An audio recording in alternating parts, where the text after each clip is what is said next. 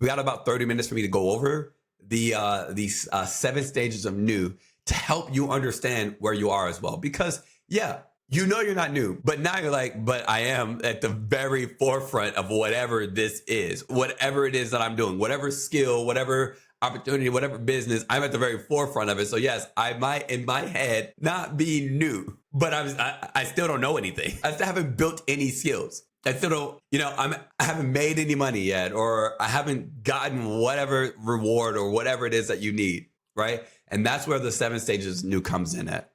That I'm gonna show you guys. We start with beginner, right? We're starting with beginner. This is the very top of the circle. Now, again, like I said, you're never new at anything. It's okay to understand that you are a beginner. That is fine. That's expected. You will start as a beginner. So after you eventually become, or you feel a little bit more confident in your abilities and yourself, and the skills that you kind of built up for entrepreneurship, eventually you have what's called a breakthrough. This is your next stage. This is your next stage of new. So after you're a beginner, you eventually have a breakthrough.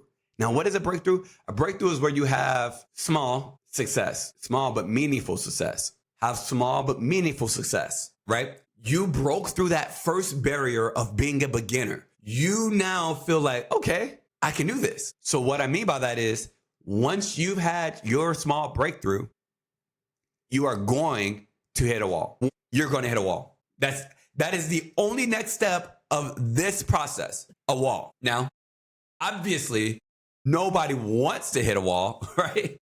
No one wants the wall. Nobody wants it, but they got to do it. So whenever you hit the wall, the next step after the wall is consolidation. So the only possible way to break free from the wall, to get out of it, to get on the other side of the wall, is the step of consolidation. This is your very next step. This means that you look internally at yourself. You look internally at yourself. What am I doing? What are my intentions for learning this skill? Why did I learn this in the first place? Where am I wanting to go with this skill? Because once you do that, you're going to start practicing and learning the skills required for you to ultimately reach my favorite, mastery. For you to ultimately reach mastery. Now, mastery, that's where we feel good. We feel good. We're confident. We're definitely confident, right? Because we've got the advanced understanding and advanced skills and advanced knowledge. We know much more. At this point, we can teach it, and you should be teaching it to someone else, right? By the time that you've reached mastery, you should be teaching it to somebody else. Every skill that you learn, you'll only get better by teaching it to somebody else. Because of this, the plateau. How can there be anything left, right? How can there be anything left? If you are doing all that it takes for you, right? You've learned all, you've mastered everything. You mastered everything, right? How can you be better if you're at 100%, right?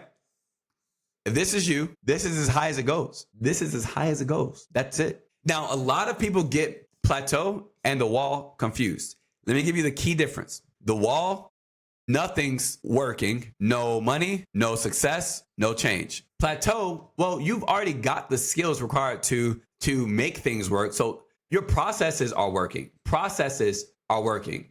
You're making money, but your income's not increasing, right? You have success. You just can't see it because of you're blinded by the fact that you're plateaued.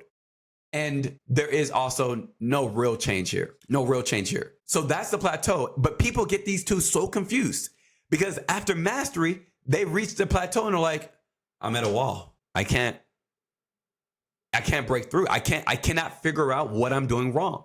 Because once you've reached mastery, and if you guys, this is what happens naturally, for the record. This is what happens naturally. You will consolidate after the wall. The only thing is consolidation happens, and most of the time people consolidate to, yeah, no, this isn't for me. They look internally and say, yeah, this isn't for me. But a lot of people, they will consolidate, look internally, and they'll switch up their processes. They'll change things. They'll understand. They'll start to get better, whatever the case is, and then they'll reach mastery. But because they did that at the wall, and now they think they're at the wall again, now they think their next step is consolidation again. Now they go back to, okay, well, what am I doing wrong? What do I need to change? What do I need to do? They go back to looking at the processes, their numbers, their effectiveness, their efficiency. They look internally at themselves. They do all these things. And then once again, this is another place where a lot of people quit. But as you can see here, the step after plateau is not consolidation. The step after plateau is beginner. It's beginner. It's the step after you hit a plateau in the gym. What do? You start a new breakout. You start a new workout regimen. You do. That's what I used to do for all my clients when I was a trainer, a fitness trainer.